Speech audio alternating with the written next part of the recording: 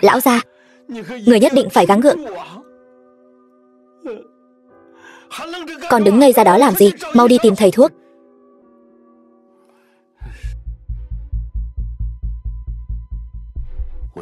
Ta nhớ Lâm Đông Trạch vì trận tỷ võ mà bế quan tu luyện, nhất thời nóng vội tẩu hỏa nhập ma, dẫn đến trọng thương. Nhưng lúc này nguyên thần của ông ấy vẫn chưa bị tổn hại, kinh mạch vẫn ổn, hoàn toàn không giống tẩu hỏa nhập ma. Lâm thúc thúc dậy chơi với Tiểu Phàm đi.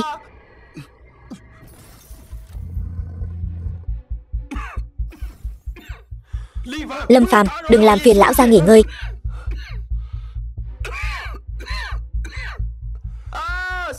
Tỉnh rồi.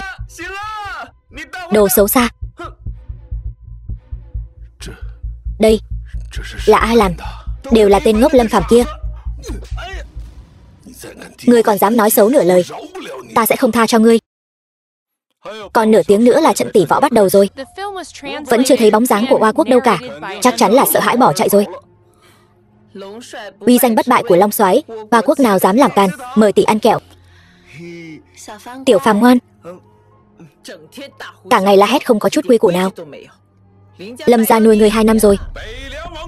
Tiểu vương gia nhà Bắc Lương Vương Viên Đình đến.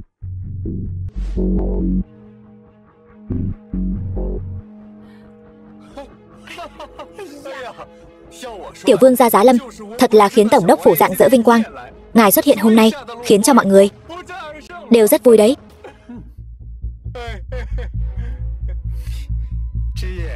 Trinh Nguyệt, lâu rồi không gặp, lại xinh đẹp hơn rồi.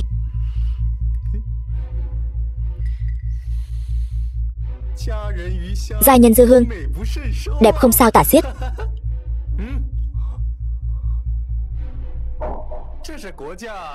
Đây là ngọc bội Long Phụng, dùng vạn năm hàn ngọc chế tạo, ngụ ý Long Phụng trình tường, 100 năm hạnh phúc. Không đắt, chỉ 3.000 vạn thôi. Hy vọng muội thích.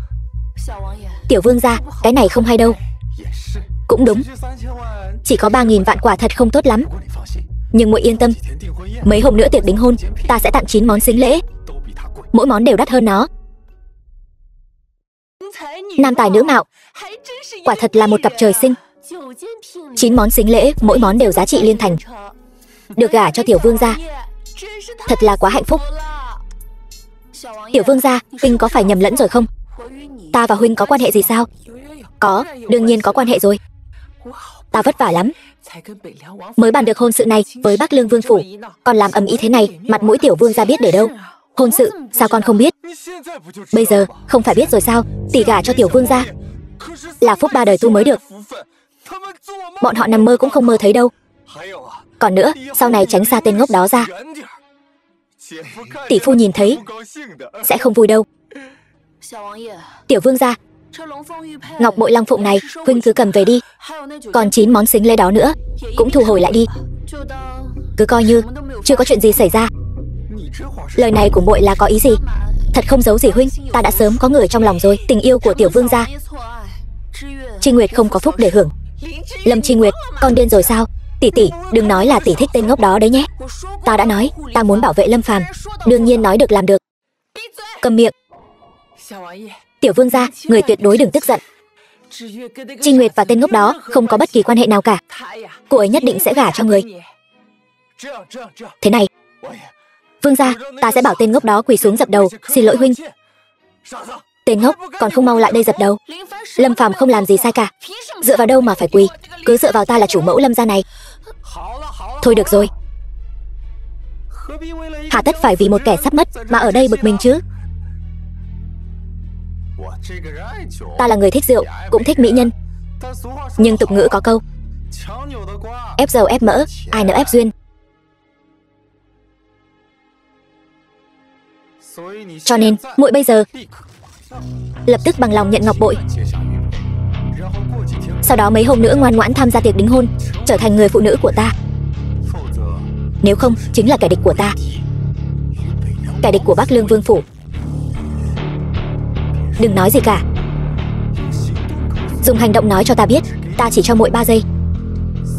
3. Lâm Trinh Nguyệt, mau đồng ý đi.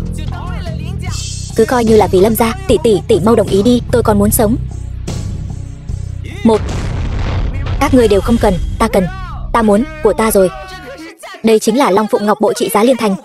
Làm hỏng 10 cái mạng ngươi cũng không đủ đền. Các ngươi đều bắt nạt tỷ tỷ. Ta không đưa, ta không đưa. Đồ ngốc, mau trả ngọc bội lại cho tiểu vương gia, nếu không ta sẽ cho ngươi đẹp mặt. Được, ta sẽ trả lại cho ngươi.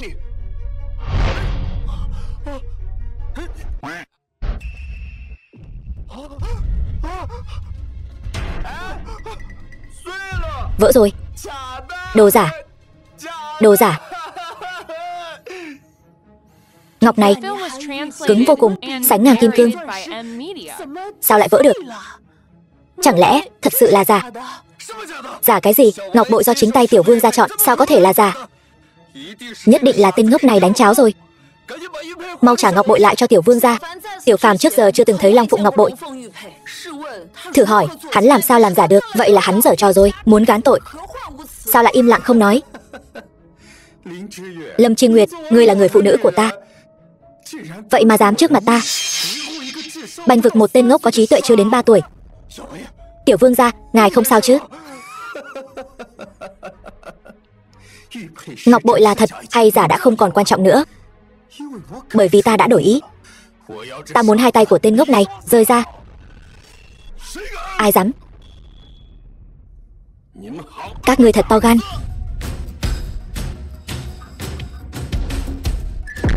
Thuộc hạ Lâm Đông Trạch, hộ giá đến muộn, xin Long soái giáng tội. Ba. Sao ba tỉnh rồi? Sao, con không muốn ta tỉnh? Đương nhiên là không phải. Ý con là ba không cần thiết phải quỳ xuống trước một tên ngốc. Còn không im miệng. Hay ông hà tất phải nổi giận lớn như vậy? Thanh Nhi cũng đâu có nói gì sai, bà cũng câm miệng cho ta. Khoảng thời gian ta hôn mê, tổng đốc phủ bị ngươi làm cho khói lửa mù mịt, còn tự ý định ra hôn ước. Trong mắt còn có ta là gia chủ hay không? Đúng là mẹ ngu con hư. Ta lát nữa sẽ xử lý các ngươi. Lâm Đông Trạch, ngươi là vừa mới tỉnh lại, đầu óc chưa tỉnh táo sao? Hay là đã lú lẫn rồi? Vậy mà lại quỳ lại một kẻ giả mạo, còn trăm phương ngàn kế lấy lòng. Chuyện này nếu truyền ra ngoài, ngươi Vân Châu tổng đốc chẳng phải sẽ bị người ta cười rụng răng sao? Đúng, là ta đã lú lẫn rồi. Lâm Đông Trạch không biết uy danh của Long soái, thật hổ thẹn. Nguyện từ bỏ chức vị Vân Châu tổng đốc này. Từ nay về sau, nguyện đi theo Long soái, không ngại khó khăn, không quản mệt nhọc, chỉ để chuộc tội. Ba điên rồi. Nghịch tử, quỳ xuống cho ta. Ba, ngươi còn vô lễ, thì ta không có đứa con trai này. Bà cũng quỳ xuống. Rốt cuộc chuyện này là sao? Đường đường là tổng đốc, tại sao lại hèn mọn như vậy? Ba tôi xưa nay luôn điềm tĩnh, dù gặp quốc chủ cũng không hề khúm núm, vậy mà lại cung kính Long soái đến thế. Chẳng lẽ... Lâm Đông Trạch, ta không ngờ ngươi một tổng đốc Vân Châu lại diễn xuất giỏi đến vậy. Suýt chút nữa thì ngay cả ta cũng tưởng tên ngốc này thật sự là Long soái. Thì ra là đang diễn trò. Ta đã nói rồi mà, Lâm Phàm tên ngốc này sao có thể là Long soái chứ? Ta đang nghĩ gì vậy? Tiểu vương gia, ngài nhìn nhầm rồi. Vị này là... Diễn không nổi nữa rồi. Cũng khó cho ngươi, phải diễn trò trước mặt một tên ngốc. Tiểu vương gia, cẩn thận lời nói. Xin lỗi, tôi có một người cha tốt, tôi quen thói ngang ngược rồi. Giờ đã tỉnh lại rồi, vậy thì trước mặt trăm họ Vân Châu, hãy tuyên bố hôn ước của tôi và Chi Nguyệt đi. Mà tôi hơi vội. Hôn lễ có thể làm sau, nhưng động phòng phải là tối nay. Hôn ước này Lâm Đông Trạch ta không thừa nhận, mong tiểu vương gia thu hồi lại. Không thừa nhận. Trên này có ấn tập Lâm thị, còn có cả chữ ký của Lâm thị, chứng cứ rõ ràng. Ngươi muốn hủy hoại trăm năm tín nghĩa của Lâm thị sao? Có ấn tộc, có chữ ký hôn sự này, không kết không được. Vì một hôn sự mà đắc tội với Bắc Lương Vương phủ. Thật sự không đáng. Còn một cách nữa, đó là người ăn tờ hôn thư này đi. Vậy thì mất cũng không có chứng cứ đối chứng nữa.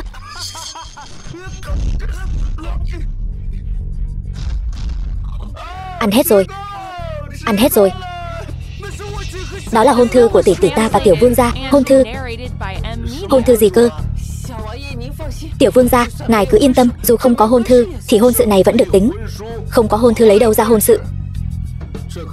Đây chính là tiểu vương gia nói, mất không đối chứng. Viên Đình, đừng quá đáng. Quá đáng. Hôm trước có kẻ nói xấu sau lưng ta, ta liền lấy lưỡi hắn ngay tại chỗ. Hôm qua ta thấy một kẻ rất xấu xí trên đường, ta thấy rất khó chịu, liền thiêu hắn đến mức không còn nhận ra hình dạng. Hôm nay ta muốn lấy mạng một tên ngốc, rất quá đáng sao? Không quá đáng, đương nhiên là không quá đáng. Được tiểu vương gia đích thân lấy mạng, đó là phúc phận của Lâm Phàm. Tên ngốc còn không lan qua đây, cho vương gia lấy mạng. Ai lăn? Chẳng lẽ là ta lăn? Ta hiểu rồi. Hắn lăn. Không muốn sống sao?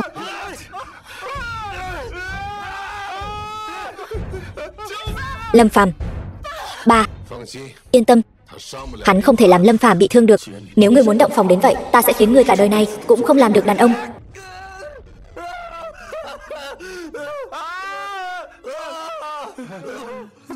Đồ ngu xuẩn, dám làm ta bị thương, băm hắn ra cho ta, cho chó ăn.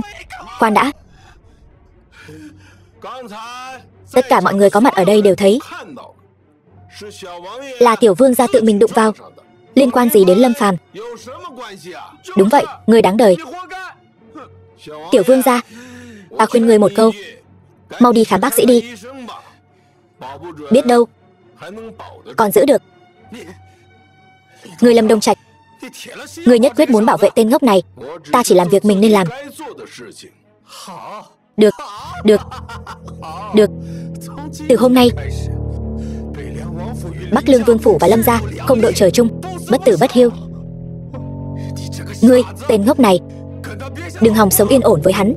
Tên đại ngốc khốn này, tất cả đều là do ngươi hại. Mẹ, chuyện này không liên quan đến Lâm Phàm. Trinh Nguyệt, tiểu vương gia thật sự nổi giận rồi.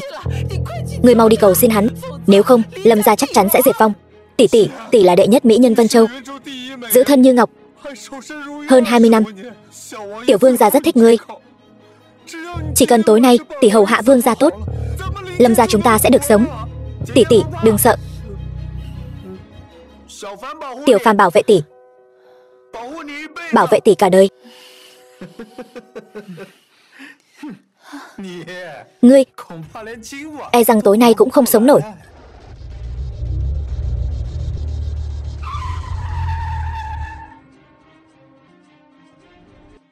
Đồ ngu, người không xong rồi. Tưởng mình mặc đồ đen là long soái sao? Ngươi cũng xứng sao? Lâm gia chúng ta đến nông nỗi này đều là do người hại. Đúng là đồ vong ân bội nghĩa. Lâm gia nuôi người 2 năm trời, còn không bằng một con chó giữ cửa. Đủ rồi, không phải đã bảo các ngươi im miệng sao? Ta nói có sai sao? Đó là phủ của Bắc Lương Vương, nắm giữ 4 phương, có 10 vạn lính. Lâm gia nhỏ bé, chúng ta đắc tội với kẻ như vậy, chỉ có đường mất mạng. Ba hôn mê quá lâu, hồ đồ rồi. Hắn là kẻ ngốc. Lâm Phàm không phải long soái. Ngươi vừa nói gì? Tiểu vương gia, ngài yên tâm, tỷ ta nhất định sẽ gả cho ngài. Tên ngốc này, hắn cũng nhất định sẽ mất mạng. Tiểu vương gia, ngài ngàn vạn lần đừng vì chuyện này mà làm tổn hại hòa khí hai nhà. Đúng vậy, đều là người một nhà cả.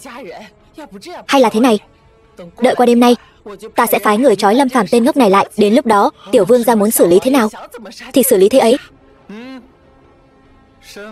Thân phận quá thấp, thực lực quá kém, lấy mạng hắn, sợ bẩn tay ta. Việc này cứ giao cho người khác làm đi. Ta hiểu rồi. Ta sẽ... Đừng vội, người tới rồi.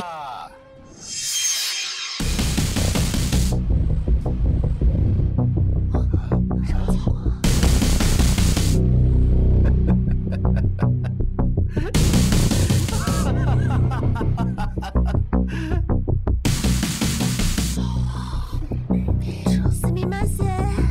mọi người đợi lâu rồi. Không thể nào, người của Hoa Quốc lại đến. Thôi xong rồi. 2 năm trước đến nay, Long Soái vẫn phong thái như xưa. Tên ngốc này sao không biết nói gì vậy? Đồ ngốc thì vẫn là đồ ngốc. Thế này thì tiêu thật rồi. Vì cả hai bên đều đã vào vị trí, vậy xin mời lên đài tỉ thí. Sao Hoa Quốc không lên đài vậy? Chắc chắn là uy danh của Long Soái đã dọa Hoa Quốc rồi, chúng không dám lên đài. Chiến thần Hoa Quốc chưa từng sợ đánh nhau.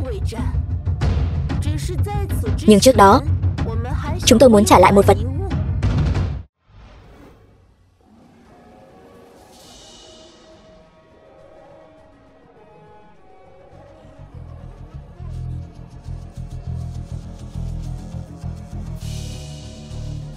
Kiếm khắc hình rồng, âm thanh như rồng bay. Đây chính là thanh kiếm bên mình Long Soái, Long Ngâm kiếm. 2 năm trước, Long Soái cầm thanh kiếm này xông vào phòng tuyến nước ta, 7 lần ra vào tổn thất 10 vạn quân, khiến tướng sĩ nước ta kinh hồn bạt vía. Còn treo thanh kiếm này ở bắc cảnh nước ta,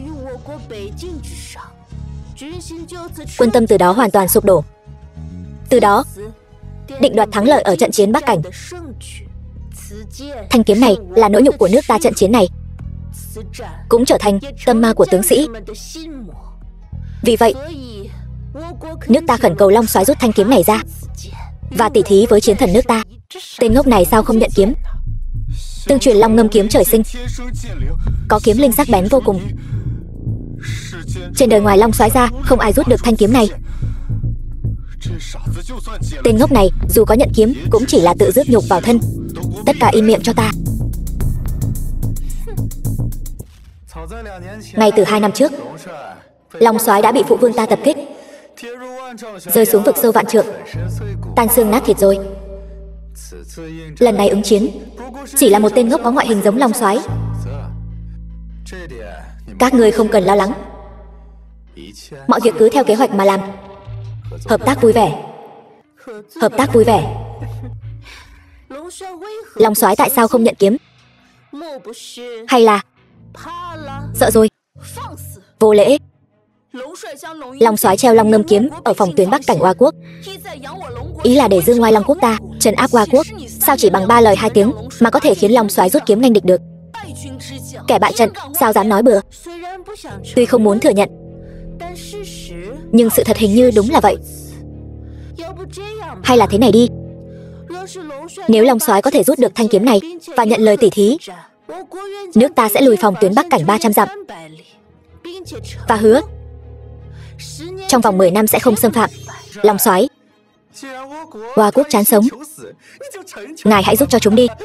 Hơn nữa trận chiến này còn có thể giành được 300 dặm cương vực cho Long Quốc nữa, đảm bảo 10 năm không lo lắng. Thật là chuyện tốt trời ban. Long Soái, xin hãy rút kiếm lên đài. Long Soái tại sao vẫn chưa dám lên đài? Rốt cuộc là không dám, hay là không thể? Ngươi nói vậy là có ý gì? Nghe đồn Long Soái đã mất tích 2 năm trước rồi, vì vậy Long Quốc mới liên tục bại trận, phòng tuyến bắc cảnh cứ lùi dần. Bất đắc dĩ mới phải dùng tỷ võ đài để quyết định quyền sở hữu Vân Châu. Nói vậy, Long Soái trước mắt chẳng phải là kẻ giả mạo sao? Ngươi nói bậy bạ gì vậy? Long Soái sao có thể là giả được? Ta cũng chỉ nghe nói vậy thôi.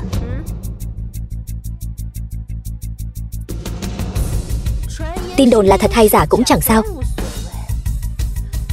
Nhưng trận chiến hôm nay liên quan đến quyền kiểm soát Vân Châu, thật sự không thể tránh khỏi. Kính mời Long Soái mau chóng lên đài, đừng làm mất thời gian của mọi người.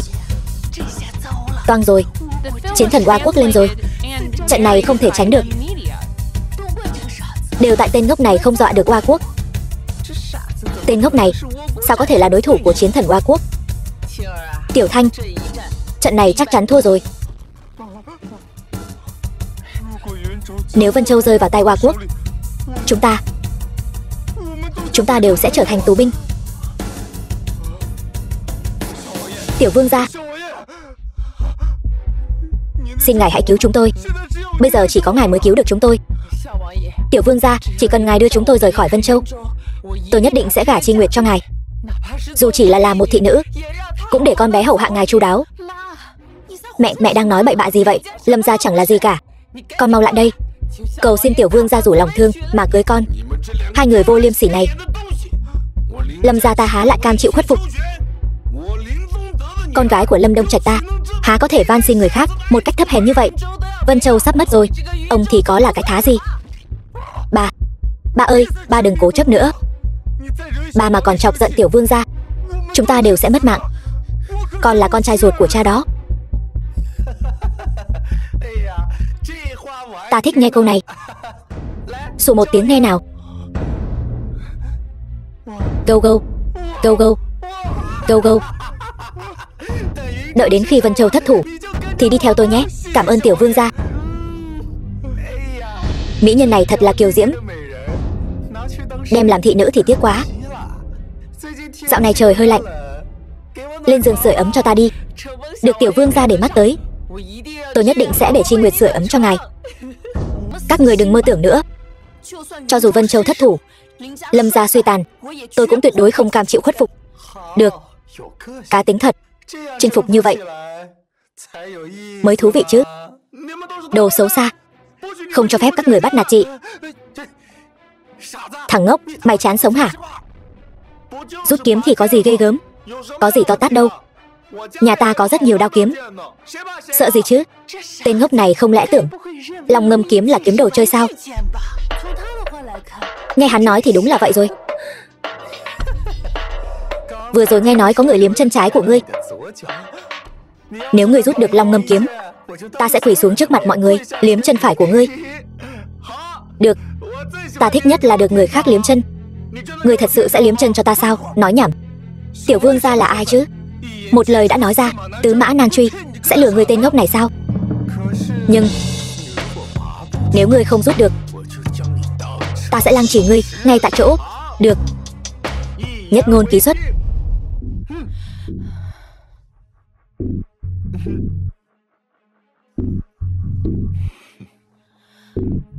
Tiểu Phàm,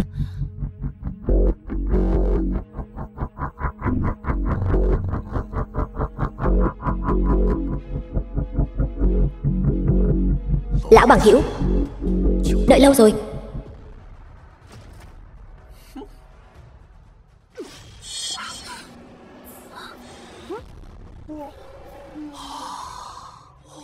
Rút ra rồi kìa. Rút ra rồi. Sao có thể như vậy? Ngươi phải liếm giày rồi.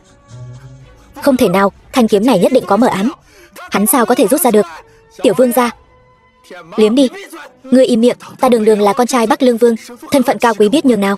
Sao có thể liếm chân cho ngươi? Ngươi tưởng ta giống ngươi ngu ngốc sao? Ngươi chắc chứ?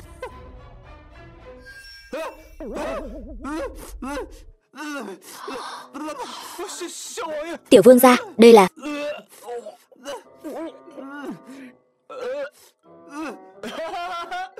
Liếm chân vui thật. Lâm Phàm, ngươi chán sống phải không?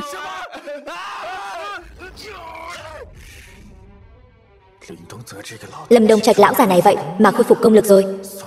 Thôi đi, rồng mạnh cũng không đè nổi rắn địa phương. Không cần thiết lúc này xung đột với hắn. Tính người ác thật. Vừa rồi rút được Long Ngâm kiếm, xin mời lên đài tỉ thí. Đúng rồi, vừa rồi quên nói, trận chiến này là tử chiến. Chỉ có người thắng mới có thể sống sót bước ra khỏi lôi đài. Sao lại thế này? Có phải là nói nếu Lâm Phàm tên ngốc này thua sẽ mất mạng trên lôi đài? Vậy chẳng phải tốt hơn sao? Tên ngốc này 3 lần 7 lượt đắc tội tiểu vương gia, mất trên lôi đài, cơn giận của tiểu vương gia sẽ tiêu tan, sẽ không giận chó đánh mèo lên Lâm gia chúng ta. Nhìn ta làm gì? Tôi không nói sai. Đắc tội tiểu vương gia đương nhiên chỉ có con đường mất. Chiến sĩ chân chính chưa bao giờ sợ sinh tử. Long soái, xin mời lên đài. Được. Nếu các ngươi nhất quyết không muốn sống, vậy ta sẽ giúp các ngươi. Hắn có khi nào nghĩ tử chiến trên lôi đài là trò chơi không? Đôi khi thật hâm mộ tên ngốc này. Tiểu Phàm, trận chiến này chúng ta không đánh nữa. về nhà được không? Tỷ tỷ, đừng làm loạn nữa. Hắn không lên đài, Vân Châu làm sao bây giờ? Lâm gia chúng ta làm sao bây giờ? Ta không thể trơ mắt nhìn hắn đi chịu mất mạng. Hơn nữa, cho dù hắn lên đài cũng chẳng thể thay đổi được gì. Tỷ tỷ, đừng buồn.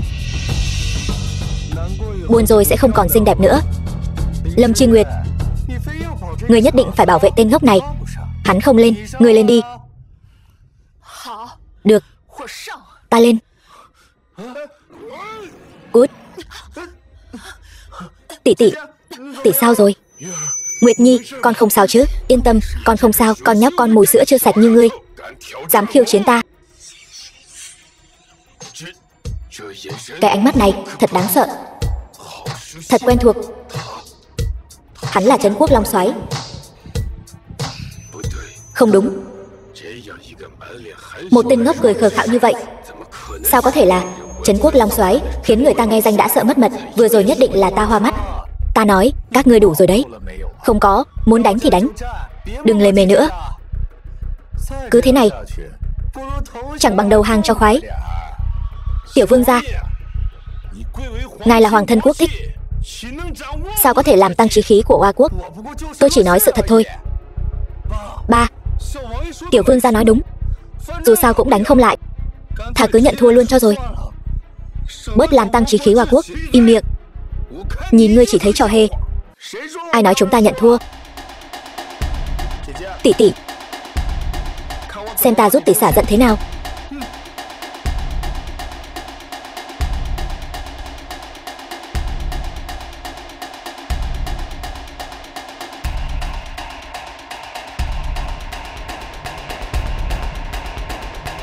Tên ngốc này vừa mất Vân Châu sẽ đổi chủ sang Oa quốc. Đến lúc đó mong Oa quốc giữ đúng lời hứa. Tiểu vương gia yên tâm, Oa quốc sẽ giúp Bắc Lương Vương hoàn thành đại nghiệp.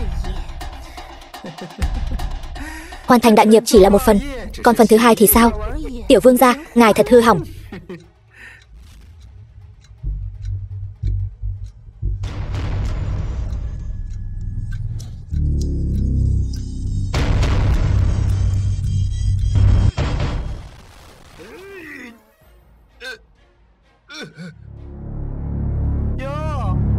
Tên ngốc này còn biết tạo dáng nữa.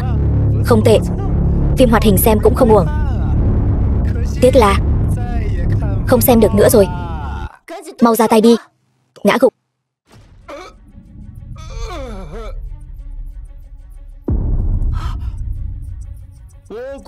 Chiến thần Oa quốc chỉ có vậy thôi sao? Không thể tin được. Tên ngốc thắng rồi. Cô véo ta làm gì? Vẫn đau.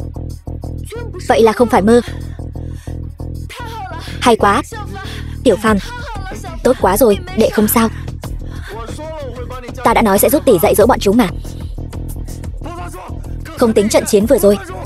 Không tính. Long ngâm kiếm của Long soái có kiếm linh. Vừa rồi nhất định là kiếm linh điều khiển long ngâm kiếm mới có thể lấy mạng chiến thần Oa quốc. Liên quan gì đến ngươi? Thì ra là vậy. Thảo nào tên ngốc này lại thắng. Nhưng mà ta chính là Trấn Quốc Long soái mà. Ta dùng kiếm của ta lấy mạng chiến thần Oa quốc. Có vấn đề gì sao? Chiến thần Oa quốc nho nhỏ sao có thể là đối thủ của Long soái? Bị một kiếm lấy mạng cũng là hợp tình hợp lý. Hơn nữa, Long soái không dùng long ngâm kiếm. Chẳng lẽ lại dùng đoạn đao kém cỏi của Oa quốc? Nếu hắn thật sự là Trấn Quốc Long soái thì thôi, nhưng hắn là kẻ giả mạo. Cho dù có chiến thắng chiến thần Oa quốc thì trận chiến trên đài lần này cũng không tính. Viên Đình, ngươi nói bậy bạ gì vậy? Ta có nói bậy không? Lâm Đông Trạch trong lòng ngươi không biết sao? Ngươi, tiểu vương gia, lời này là thật sao? Đương nhiên rồi. Tên ngốc này tên là Lâm Phàm, là người hầu của Lâm gia, là một người có trí tuệ còn không bằng đứa trẻ 3 tuổi. Người như vậy sao có thể là chiến thần? Hôm nay tất cả mọi thứ ở đây đều là giả, đều là diễn kịch. Mục đích là để Oa quốc các ngươi không đánh mà lui, chủ động từ bỏ quyền kiểm soát Vân Châu. Lâm Thanh, ngươi là thiếu chủ Lâm gia, những lời ta vừa nói có giả không?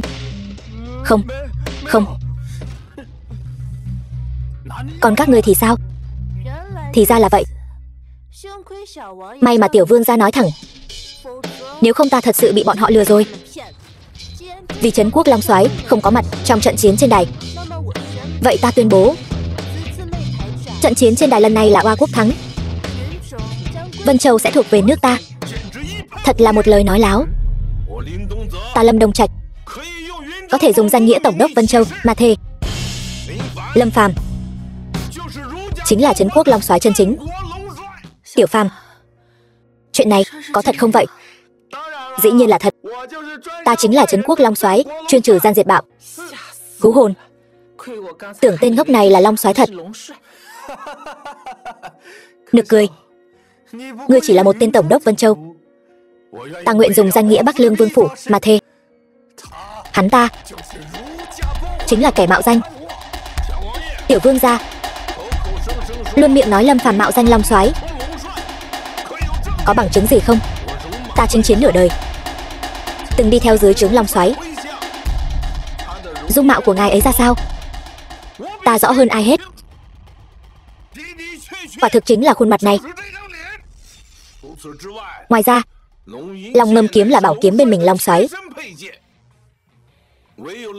Chỉ có Long Soái mới có thể khống chế được, chỉ có Long Soái mới có thể lấy ra. Điều này cả thế gian đều biết, không thể chối cãi. Hắn chính là Trấn Quốc Long Soái. Còn ngươi thì sao? Ta là Trấn Quốc Long Soái, kẻ nào dám mạo phạm?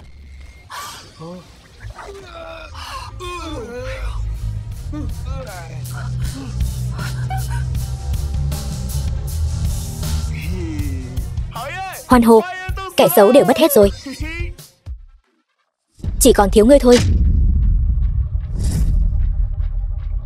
Long Soái, tha mạng. Nếu muốn xin tha mạng thì mau công bố kết quả tỷ võ đi. Trận chiến hôm nay nước ta đã thua. Quyền sở hữu Vân Châu thuộc về Long Quốc. Nước ta không có quyền can thiệp. Còn gì nữa không? Còn nữa, nước ta nguyện ý rời phòng tuyến biên giới phía Bắc, lùi lại 300 dặm. Từ nay về sau, 10 năm không xâm phạm. Khoan đã.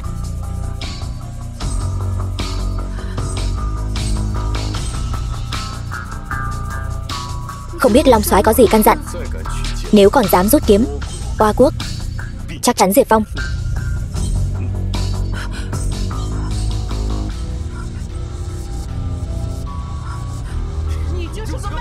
Ngươi chính là tên bán nước. Các ngươi còn dám nói bậy ta sẽ lấy mạng hết. Cút hết cho ta. Sao ngươi lại đưa Long Ngâm kiếm cho cô ta? Tiểu Kiếm Kiếm vừa nói với ta, nó muốn quay về tiếp tục dọa kẻ xấu, không thể chơi với ta nữa. Xem ra Viên Đình nói không sai, là kiếm linh của Long Ngâm kiếm ra tay, giúp Tiểu Phàm thắng trận tỷ võ, còn đánh lui quân sư Oa quốc. Cũng may ba phản ứng nhanh, dọa Viên Đình nên mới không bị lộ tẩy. Các ngươi đừng đắc ý, chúng ta cứ chờ xem.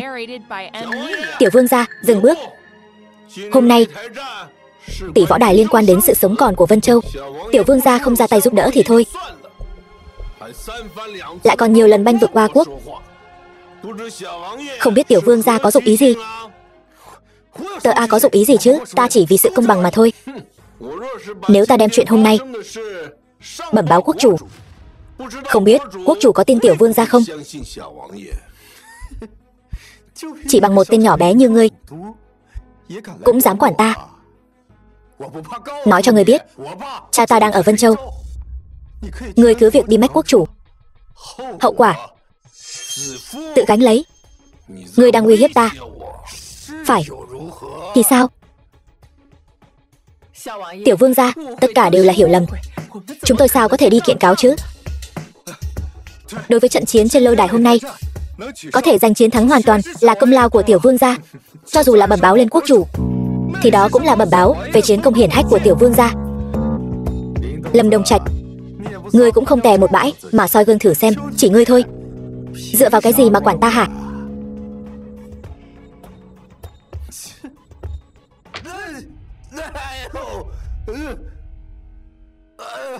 Đồ ngốc. Ngươi dám đánh ta? Ngươi không phải muốn dạy dỗ sao? Ta đang giúp ngươi đó. Cha ta là Bắc Lương Vương, là đệ đệ của quốc chủ, còn dám đánh ta? Ta kệ Bắc Lương Vương nhà ngươi. Ta là Trấn Quốc Long Soái, lớn hơn Bắc Lương Vương nhà ngươi. Lên cho ta. Dừng tay. Long Soái thay Bắc Lương Vương dạy dỗ tiểu vương gia. Các ngươi cũng dám xen vào. Đồ giả mạo. Ta nhớ kỹ ngươi rồi. Ngươi còn muốn nữa sao? Thoải mái rồi. Ba, chuyện này sẽ không xảy ra chuyện gì chứ? Yên tâm. Long Soái tự có chừng mực. Việc này e là nhập tâm quá sâu rồi. Các ngươi còn ngây ra đó làm gì? Còn không mau đỡ tiểu vương ra đến bệnh viện. Ngươi còn dám trừng mắt với ta? Không. Đi mau đi.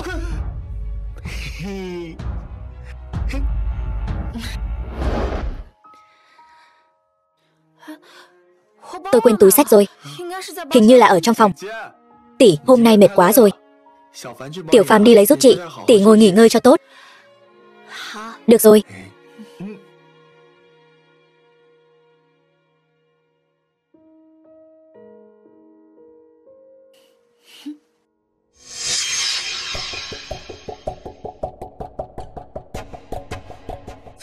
Đang đợi tôi đấy sao?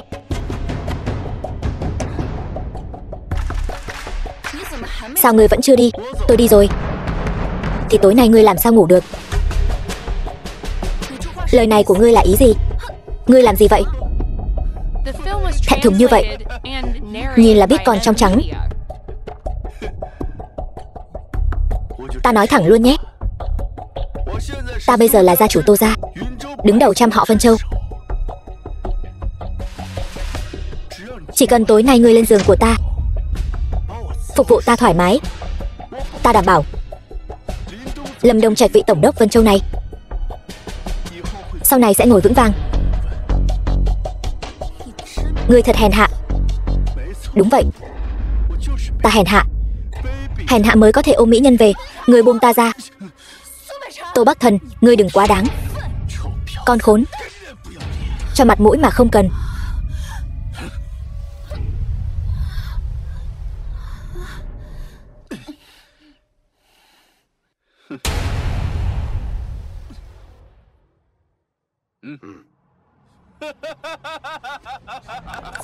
Cuối cùng nói lại lần nữa. Hắn đâu rồi? Lên.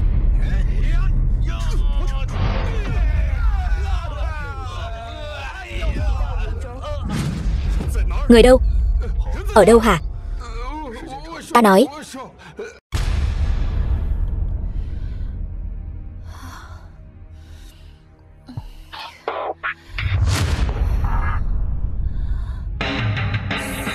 Tô Bắc Thần, người đã làm gì? Yên tâm, ta không chạm vào nàng. Bởi vì ta muốn đợi tên ngốc đó đến, để hắn tận mắt chứng kiến ta làm thế nào mà chà đạp nữ nhân mà hắn yêu thương nhất. Ngươi vô sỉ, ngươi hạ lưu. Ngươi cứ mắng đi. Ngươi mỗi lần mắng ta một câu, ta liền phế tên ngốc đó một ngón tay. Tính cả lần trước, ta muốn phế hắn 2 ngón tay. Ngươi dám 3 ngón.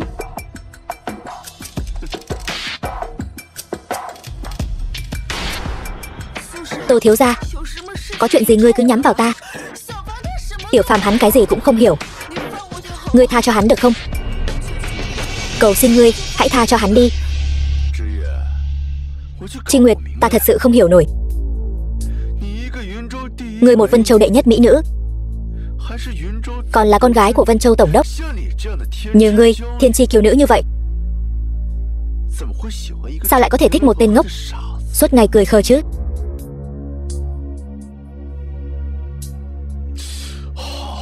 Được, ngươi không nói cũng không sao. Ngươi không phải muốn cứu hắn sao? Phục vụ ta thoải mái. Ta có lẽ sẽ cân nhắc để tên ngốc đó sống sót. Ngươi Ta chỉ cho ngươi 3 giây. 1 2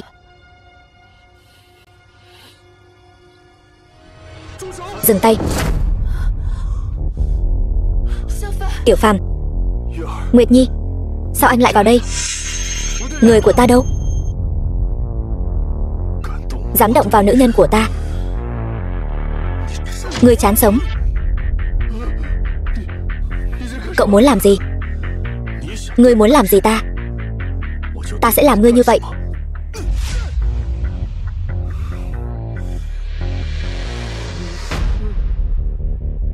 Ta là Tô gia chủ. Ta đại diện cho trăm tộc Vân Châu. Trăm tộc Vân Châu trong mắt ta chỉ là cái rắm.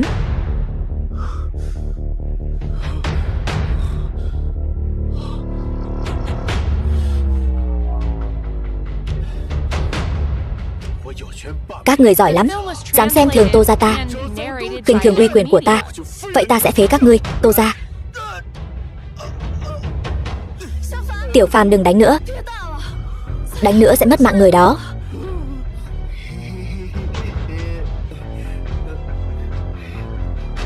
Tỷ tỷ, ta là kẻ ngốc. Kẻ ngốc lấy mạng người, không cần đền mạng. Đừng đánh nữa. Đừng đánh nữa. Ta biết lỗi rồi. Ta biết lỗi rồi. Phải. Xem như chúng ta nhiều năm là bạn học. Ngươi hãy tha cho ta một con đường sống. Tiểu Phàm, bỏ đi. Hắn cũng đã nhận được sự trừng phạt. Được thôi. Nếu tỷ tỷ đã cầu xin, vậy ta sẽ miễn cưỡng phế ngươi nhẹ chút.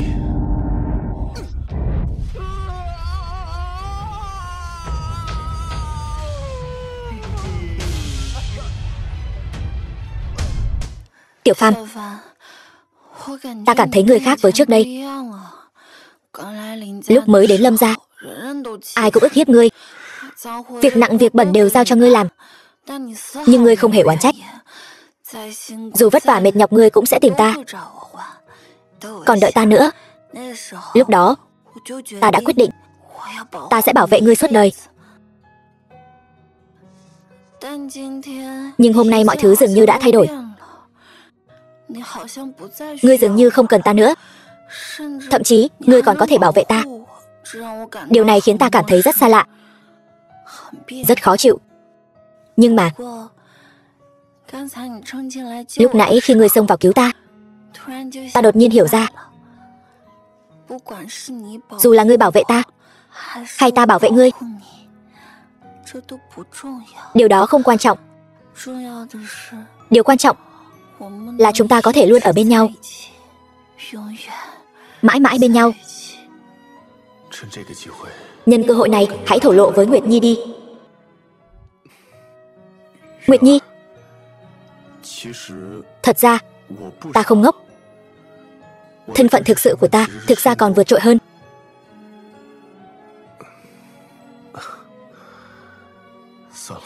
Thôi, vẫn là đợi đến tiệc mừng công tối nay, rồi hãy nói rõ thân phận với Nguyệt Nhi vậy. Bắc Lương Vương giá lâm.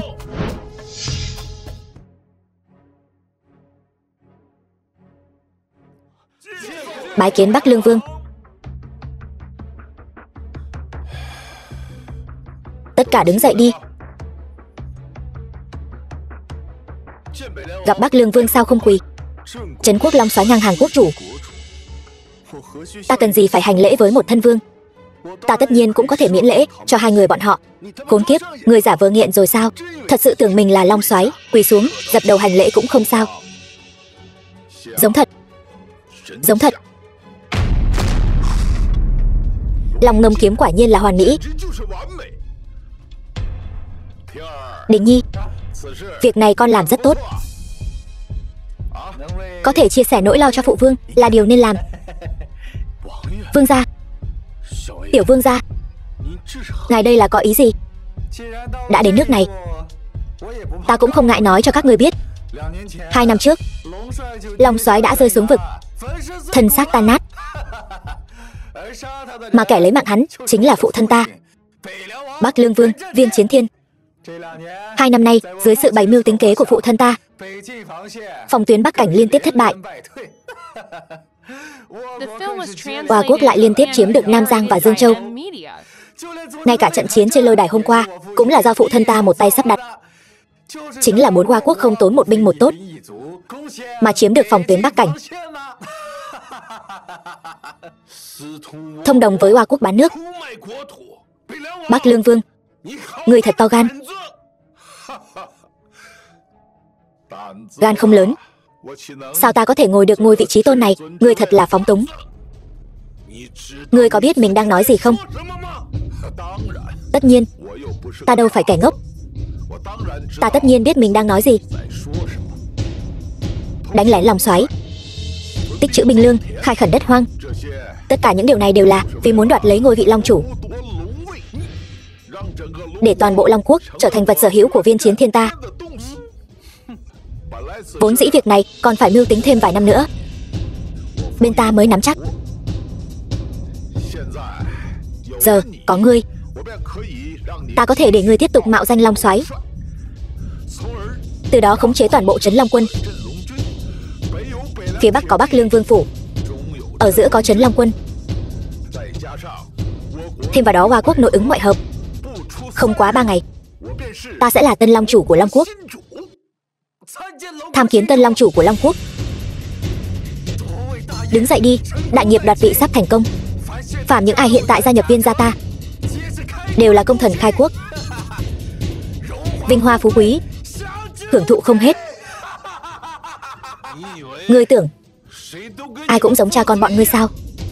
Bán nước cầu vinh, không biết liêm sỉ. Việc đại nghịch bất đạo như thế chỉ khiến người ta chê cười muôn đời. Được. Vậy sao?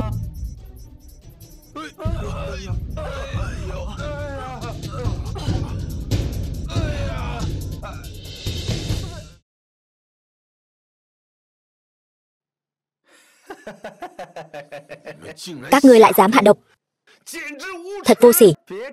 Đừng chỉ trích ta, không phải ta hạ, là bảo bối nhi tử của ngươi làm. Ngay cả lần trước ngươi lâm bệnh cũng là hắn tự tay làm. Nghịch tử ngươi. Không thể nào, Thanh Nhi sẽ không làm chuyện này.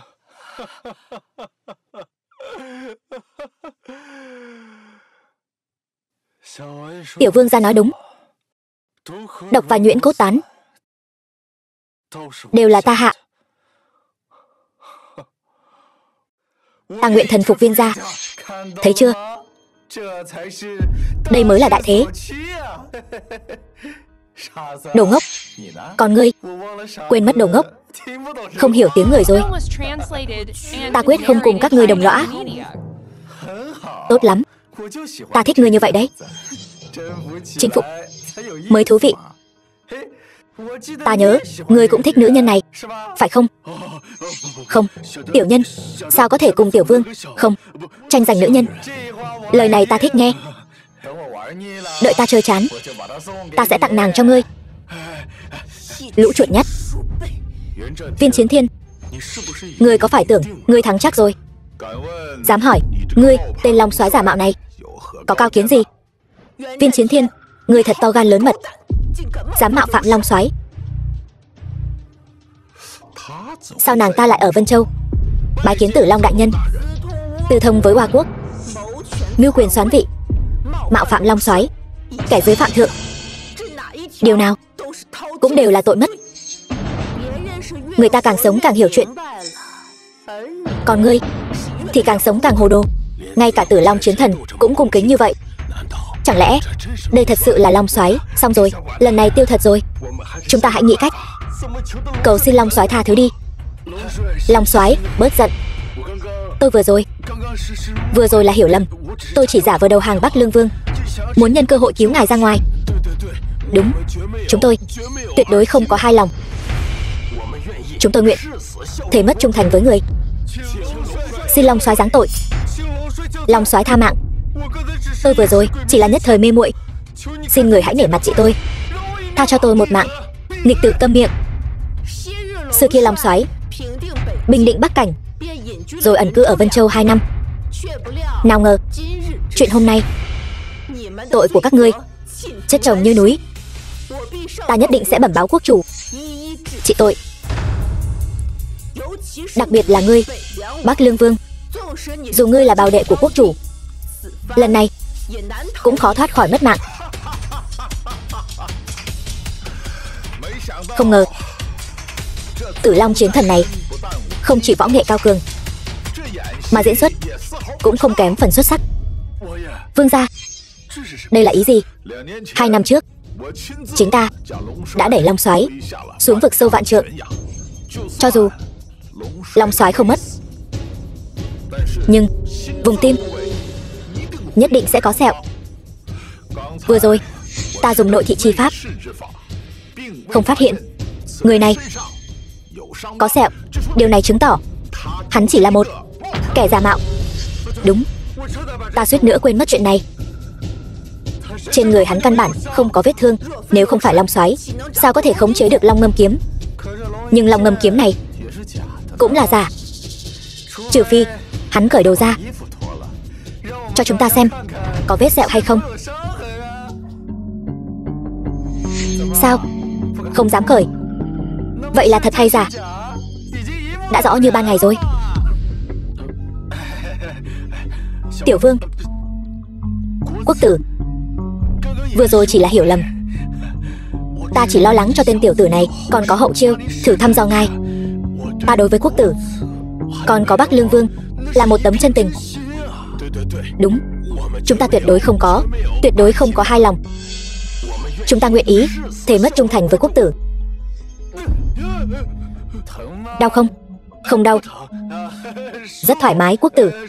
Thoải mái lắm. Là một con chó tốt. Các ngươi không hề đặt Long Soái vào mắt, không sợ Trấn Long quân Bắc đạp Vân Châu, sẽ đem Vân Châu bách tộc tiêu diệt từng người một, một tên cũng không tha. Tử Long chiến thần, sự việc đến nước này thì đừng diễn trò nữa. Bắc Lương Vương phủ của ta đã đem Vân Châu bao vây hoàn toàn. Toàn bộ tổng đốc phủ cũng nằm trong tầm kiểm soát của ta. Ngươi có thể sống qua đêm nay hay không còn chưa biết được. Ngươi làm sao thông báo cho Trấn Long quân đây? Ý của Bắc Lương Vương là muốn lấy mạng ta. Long quốc chiến thần, Long quốc chiến thần, một chủ một soái. Dưới Long Soái có 4 vị chiến thần. Cái này, vị chiến thần thống lĩnh Đông, Nam, Tây, Bắc, 4 cõi. Trong 4 vị chiến thần, Tử Long chiến thần võ nghệ mạnh nhất, địa vị cao nhất, cũng là người được Long Soái coi trọng nhất. Chỉ cần ngươi nguyện ý thần phục ta, bái lại dưới trướng của ta, một ngày nào đó ta thành tựu đại nghiệp.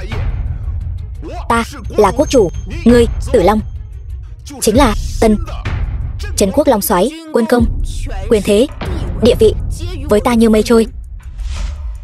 Tử Long một lòng trung thành với Long Soái, tuyệt đối không có hai chủ. Tử Long chiến thần, ta cho ngươi cơ hội cuối cùng, đừng thử thách sự kiên nhẫn của ta. Ta cũng cho ngươi thêm một cơ hội. Quỳ xuống, khấu đầu, xin Long Soái tha thứ, rồi đem tất cả tội trạng của ngươi báo cáo lên quốc chủ. Ngươi sẽ bị luật pháp trừng trị. Như vậy, ngươi có lẽ còn mất được tử tế một chút. Đủ rồi. Ta thật sự không hiểu, một tên ngốc làm sao lại đáng để các ngươi ủng hộ? Chẳng lẽ đầu óc các ngươi cũng hỏng rồi sao? Không phân biệt được tốt xấu nữa rồi sao? Ba, chị, quốc tử đã nổi giận rồi, đừng quản tên ngốc này nữa, mau xin tha đi. Hắn cũng xứng làm quốc tử, tốt lắm.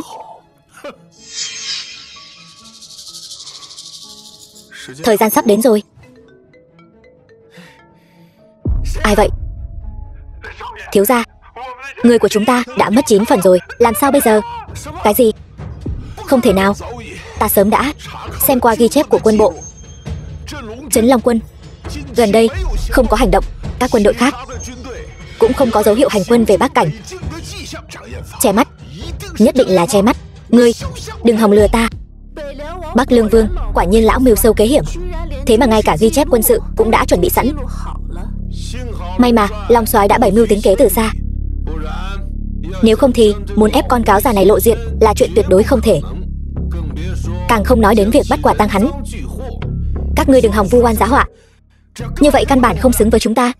Ngươi nói không sai, Trấn Long quân quả thật căn bản không có bất kỳ hành động nào. Quân đội ở những nơi khác căn bản không kịp chi viện. Nhìn khắp bốn phương Long quốc, quả thật ta căn bản không có quân có thể dùng. Nhưng có một đội quân không chịu sự điều khiển của ai khác. Ngay cả người Bắc Lương Vương cũng không có quyền can thiệp. Còn dám lớn tiếng mà không biết xấu hổ. Làm sao có thể có loại quân đội này? Ngươi là nói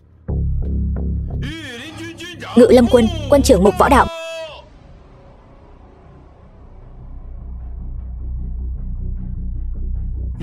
Ngự Lâm quân, thân quân của quốc chủ, không thuộc quân bộ Long quốc, không chịu sự điều động của bất kỳ ai, ngoại trừ quốc chủ. Hành động không cần báo cáo với bất kỳ ai.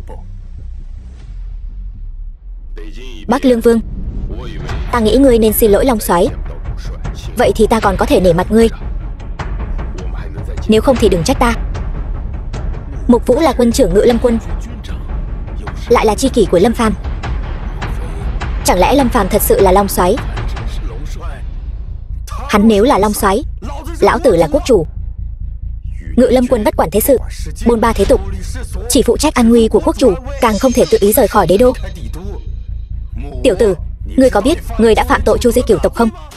Tiểu vương gia, ngươi còn biết luật pháp Long quốc, tư thông với Hoa quốc, bán đứng quốc thổ, mưu đồ soán ngôi. Ngươi biết những tội này đủ để ngươi mất 700 lần rồi đấy.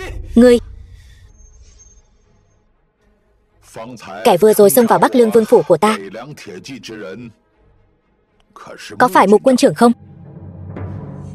Bắc Lương Vương phủ chẳng đáng nhắc tới. Ngươi ngậm miệng lại, ở đây không có phần ngươi lên tiếng. Bắc Lương Vương phủ của ta đã đụng chạm Mục quân trưởng, đó là bọn chúng đáng đời.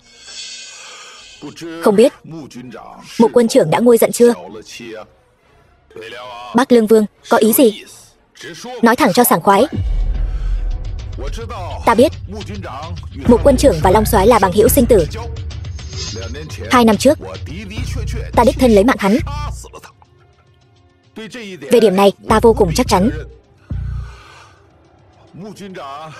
Mục quân trưởng mang tội lớn chạy đến Vân Châu, trên đường lao nhanh ngàn dặm, nhất định không phải vì kẻ mạo danh này. Vậy chỉ có 2 điểm. Một là vì quyền, 2 là vì tiền. Vậy nên không ngại hợp tác với ta, cùng nhau lật đổ ngai rồng này. Ngươi có thể làm Bắc Lương Vương, toàn bộ Bắc Lương sẽ thuộc về ngươi. To gan. Bắc Lương Vương, cẩn thận lời nói. Cẩn thận lời nói cái gì? Nhìn xem, tại đây thân phận ta cao nhất, địa vị ta cao nhất. Ta muốn nói gì thì nói. Ta chính là đạo lý lớn nhất, không chỉ dám mạo phạm bổn soái, xúi giục Mục quân trưởng, thậm chí dường như ngay cả vị trí tôn kia cũng hoàn toàn không để vào mắt. Ngươi phải biết, 2 năm trước ngươi ở bên cạnh ta, ngay cả uống một ngụm nước cũng phải run sợ, sợ làm phiền ta. Ngươi bị điên sao? Hắn làm sao biết được chuyện này? Mục quân trưởng, trò hề của ngươi không thể lừa được ta.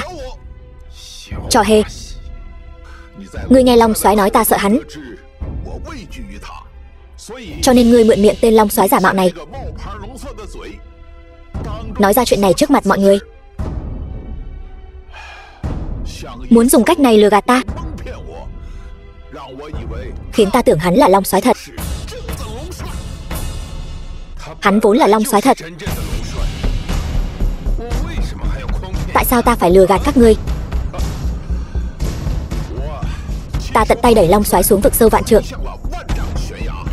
thân xác tan nát. Hắn không thể là Long soái. Vậy ngươi đã thấy thi thể của ta chưa? Nếu chưa thấy, vậy thì sao ngươi dám chắc ta chắc chắn đã mất? Con dao ta đâm vào ngực Long soái đã được ghi danh trên bảng sát thủ, kỳ tộc đệ nhất thiên hạ, kiến huyết phong hầu. Cho dù Long soái võ công cao cường, cũng sẽ bỏ mạng ngay lúc đó. Lúc đó ta đã phát hiện nội lực không thể bức ra độc tố, cho nên ta lập tức thi triển Huyền Thiên Âm Dương Nghịch Chuyển chi pháp, tái tạo một thân thể mới. Vì vậy thân thể hiện tại của ta không có vết thương năm đó. Còn về cái giá phải trả là trở nên ngớ ngẩn 2 năm, trở thành kẻ ngốc. Vậy huynh thật sự là Trấn Quốc Long Soái? Không thể nào, tuyệt đối không thể nào. Các ngươi tưởng rằng dùng mấy lời lẽ sáo rỗng này là có thể khiến ta khuất phục sao? Các ngươi quá coi thường Viên Chiến Thiên ta rồi. Vậy ngươi nói xem, ta lừa ngươi chỗ nào? Nếu không tìm ra vấn đề, vậy thì sao ngươi dám chắc ta đang lừa ngươi? Ngươi im miệng. Ngươi tiện dân hèn mọn như bụi trần, nói nhăng nói cuội, bà hoa trích chòe. Ngươi không có tư cách nói chuyện với ta. Mục quân trưởng, ngươi nghĩ kỹ chưa? Có hợp tác với ta không? Tuyệt đối không thể. Được rồi, được rồi. Đình Nhi, ngươi hãy ghi nhớ cho ta. Đêm nay tại phủ tổng đốc Vân Châu, Ngự Lâm quân tướng quân Mục Vũ, Kinh Nhờn Long quân, Tử Long, tổng đốc Vân Châu, 3 người bọn ngươi muốn lấy chức tổng đốc vòng tuyến Bắc Kinh làm mồi nhử, thông đồng với Hoa Quốc, âm mưu soán ngôi, muốn lật đổ tinh thần Long Quốc của ta. Bắc Lương Vương ngậm máu phun người. Hay, một người em ruột. Đồ ngốc, ngươi lại muốn làm gì nữa? Ngươi, chính vì ngươi là em ruột của quốc chủ, thân phận siêu nhiên, cho nên hôm nay ta mới mời một quân trưởng đến. Còn có Tử Long cùng ta diễn vở kịch này. May mà mọi nỗ lực đều không uổng phí. Dù các ngươi nói gì, ta cũng sẽ không tin. Cung nghênh quốc chủ. Cung nghênh quốc chủ.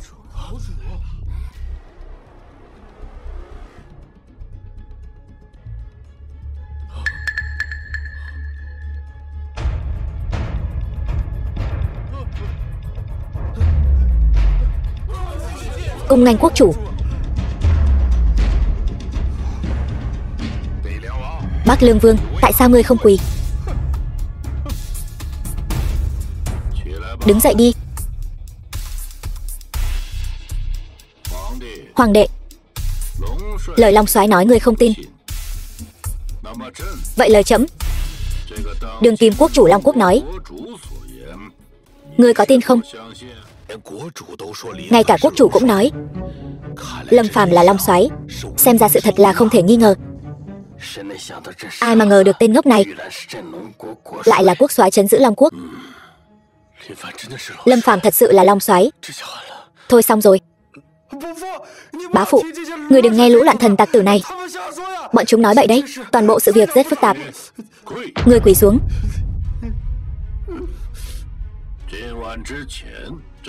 Trước tối nay trẫm đã đến Vân Châu. Mọi việc xảy ra trong tiệc khánh công trẫm đều tận mắt chứng kiến. Rốt cuộc ai mới là loạn thần tặc tử? Trẫm biết rõ trong lòng. Trước tối nay đã đến Vân Châu, vậy thì Ngự Lâm quân sẽ ở Vân Châu. Đúng vậy, chính là Ngự Lâm quân hộ tống quốc chủ đến, cho nên mới tránh được các ngươi, tai mắt của tất cả mọi người, âm thầm vào tổng đốc phủ Vân Châu. Hoàng đệ, ngươi sinh tính đa nghi, tâm tư nặng trĩu, trẫm biết. Chỉ là trẫm không ngờ tới ngươi lại dám mưu hại Long Soái, cấu kết với Hoa Quốc, tàn sát Giang Sơn Long Quốc của ta. Nếu không phải Long Soái bày ra ván cờ này, trẫm e rằng vẫn còn bị ngươi che mắt.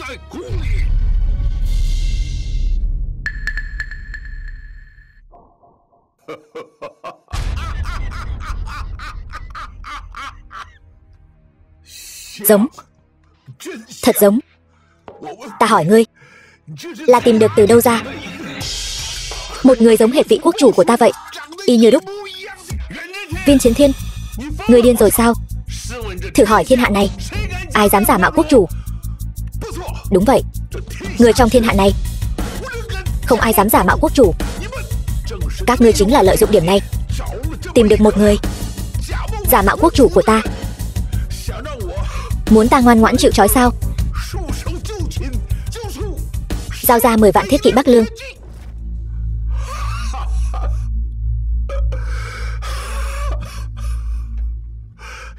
Một người Long soái giả, một người quốc chủ giả. Rốt cuộc ai là kẻ đứng sau các ngươi? Là ngươi sao? Là ngươi? Ba sao vậy? Ngươi mới là kẻ đứng sau thực sự. Ba đừng làm con sợ. Ba con là Đình Nhi đây ba. Đình Nhi, lại tìm được một người giống hệt Đình Nhi của ta. Ngươi lừa ta. Ngươi thật sự lừa ta. Các ngươi không lừa được ta. Dậy đi. Đình Nhi, là ta đã lấy mạng ngươi. Ba, Đình Nhi của ta. Đình Nhi. Không phải. Ngươi là kẻ giả mạo. Ngươi không phải Đình Nhi của ta. Đình Nhi của ta đâu? Đình Nhi của ta đâu? Đình Nhi. Viên Chiến Thiên này bản tính đa nghi, cả đời đều tính kế người khác. Người duy nhất hắn tin tưởng chắc là đứa con trai bảo bối của hắn. Không ngờ đến cuối cùng hắn lại ngay cả con trai mình cũng nghi ngờ, còn cho rằng con trai mình muốn hãm hại hắn, cuối cùng tự tay lấy mạng cốt nhục. Có lẽ đây chính là báo ứng.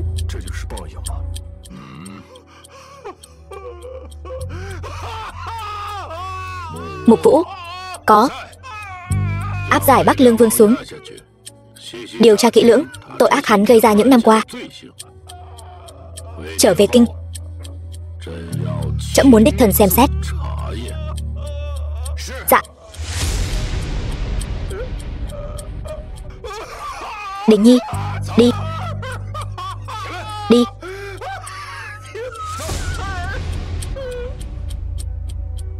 Còn về Trăm tộc Vân Châu, quốc chủ khai ân. Quốc chủ khai ân, mong quốc chủ rộng lượng tha thứ. Kính xin quốc chủ rộng lượng tha thứ.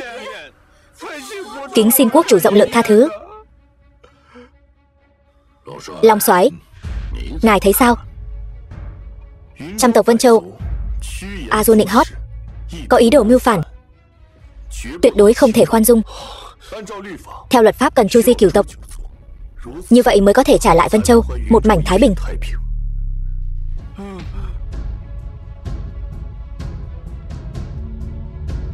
Quốc chủ Long soái, cục diện và lên án hôm nay, Lâm Thanh có trách nhiệm không thể chối bỏ. Mong hai vị rộng lượng, để ta tự mình thẩm lý việc này. Nhất định sẽ cho hai vị một câu trả lời thỏa đáng.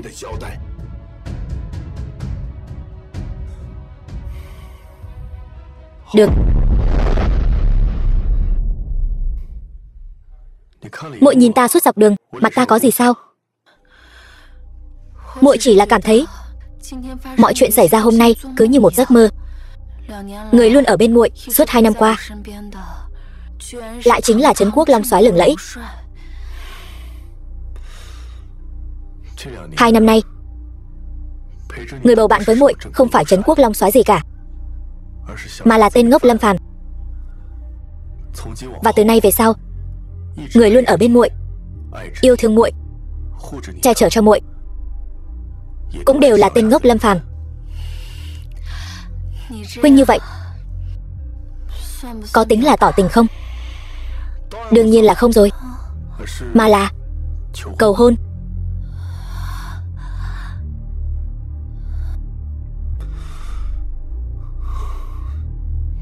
Chi Nguyệt, nàng có bằng lòng gả cho ta không? Muội bằng lòng.